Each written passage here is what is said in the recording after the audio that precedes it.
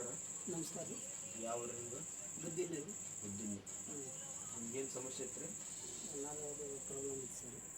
ಎಲ್ಲೆಲ್ಲಿ ತೋರಿಸ್ಕೊಂಡಿದ್ರಿ? ಅದೇ ಲಿಂಗಸೂರು ಮಸ್ಕಿ ಡಾಕ್ಟರ್ ತಪ್ಪು ಮಲ್ಲಿಕಾರ್ಜುನ ಹಾಸ್ಪಿಟ್ಲ್.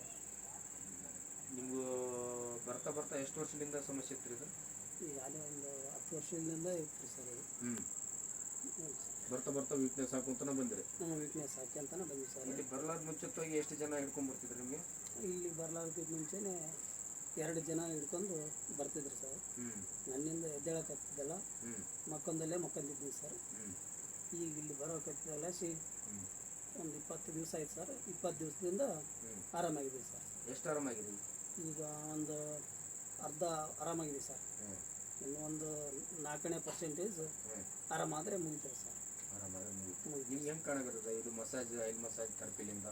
ಫುಲ್ಲು ಕ್ಲಿಯರ್ ಅಂತ ಅನಿಸ್ತೈತೆ ನೋಡಿ ಸರ್. ಎಲ್ಲ ನನಗಿರೋಂಥ ಕಾಯಿಲೆಗಳೆಲ್ಲ ಆರಾಮಾಗಿ ಕಾಣಿಸ್ತಾ ಇದೆ. ಏನೇನು ಸಮಸ್ಯೆ ಇತ್ತು ಮೊದಲು ನಿಮಗೆ?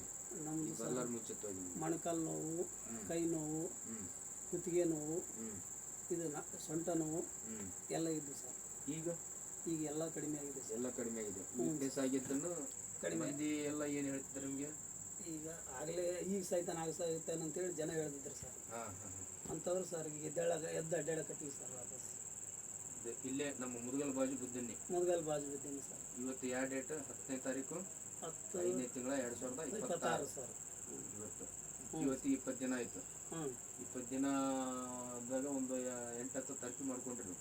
ಒಂದು 10 ಥೆರಪಿ ಒಳಗಡೆ 8ನೇ ಭಾಗ ಆರಾಮಾಗಿದೆ. ಆರಾಮ್ ನೀವು ಒಬ್ಬರೇ ಬಂದು ಹೋದ ಒಂದು ಶಕ್ತಿ ಬಂದೈತೆ ಸರ್. ನಿಮ್ಗೆ ಯಾರು ಹೇಳಿದ್ರಿ ನಿಮ್ಗೆ ಸಮಸ್ಯೆ ಇಲ್ಲಿಗೆ ಹೋಗ್ರಿ ಅಂತೇಳಿ? ಇಲ್ಲಿ ಮಸ್ಕಿ ನಾರಾಯಣರಾವ್ ಡಾಕ್ಟ್ರು ಹೇಳಿದ್ರು ಸರ್. ಈ ಥೆರಪಿ ಮಸಾಜ್ ಮಾಡ್ಸ್ಯಾರ ಅಂತ ಹೇಳಿದ್ರು ಸರ್. ಇಲ್ಲಿ ಮಸಾಜ್ ಮಾಡ್ಕೊಳಕ್ಕೆ ಯಾರು ನಿಮ್ಗೆ ಇಲ್ಲೇ ಹೋಗ್ರಿ ಅಂತೇಳಿ ಯಾರು ಹೇಳಿದ್ರು? ಇದು ನಮ್ಮ ಬುದ್ಧಿನಿ ಗುಂಡಪ್ಪ ಅಂತೇಳಿ. ಆತಗೇನು ಸಮಸ್ಯೆ ಆಗಿತ್ತು? ಸಿಡ್ಲು ಬಡದು ಅದಿದು ಹೋಗಿತ್ತು ಸರ್. ಅದು ಏನಾಗಿತ್ತು? ಕೈಗೊಳಗೆ ಕಾಲೊಳಗೆ ಒಟ್ಟಾಗಿ ಶಕ್ತಿ ಇದ್ದಿಲ್ಲ ಸರ್. ಎಷ್ಟು ಜನ ಎತ್ಕೊಂಡ್ ಬರ್ತಿದ್ರು? ಅದಕ್ಕೆ ಒಂದು ಆಟೋನ ತೊಗೊಂಡು ಬರ್ತಿದ್ರು ಸರ್. ಅವರು 4-5-6 ಜನ ತೊಗೊಂಬಂದು ಕರ್ಕೊಂಬಂದು ತೋರ್ಸ್ಕೊಂಡು ಹೋಗ್ತಾರೆ ಸರ್. ಈಗ ಏನು ಮಾಡ್ತಾನತ್ತ? ಈಗೇನಿಲ್ಲ ಸರ್, ಕುರಿ ಕಾಯ್ತಿದ್ದ ನಾನು ಆರಾಮಾಗಿ. ಅಡ್ಡಾಡಕ್ಕೆ ಗಾಡಿ ಓಡಿಸೋಕೆಲ್ಲ ಬರ್ತದ? ಎಲ್ಲ ಬರ್ತದೆ ಸರ್. ಇದು ಚಲೋ ಇದ್ದವ್ರು ಮಾಡ್ಕೊಂಡಿದ್ರೆ ಹೆಂಗೆ ಬೆನಿಫಿಟ್ ಆಗ್ತದೆ? ಇದರಿಂದ ಒಳ್ಳೇದಾಗ್ತದೆ ಸರ್. ಇದರಿಂದ 4 ಜನರಿಗೆ ನಾವು ಹೇಳಿ ಮಾಡ್ಸಿವಿ ಅಂತ ಹೇಳಿದ್ರೆ ಅವ್ರಿಗೆ ಅನುಕೂಲತೆ ಆಗ್ತದ, ಬರೋ ಕಾಯಿಲೆಗಿನ ಕಡಿಗಡ್ತದ, ಆರಾಮಾಗಿ ಹ್ಯಾಪಾಗಿ ಇರ್ತೀವಿ.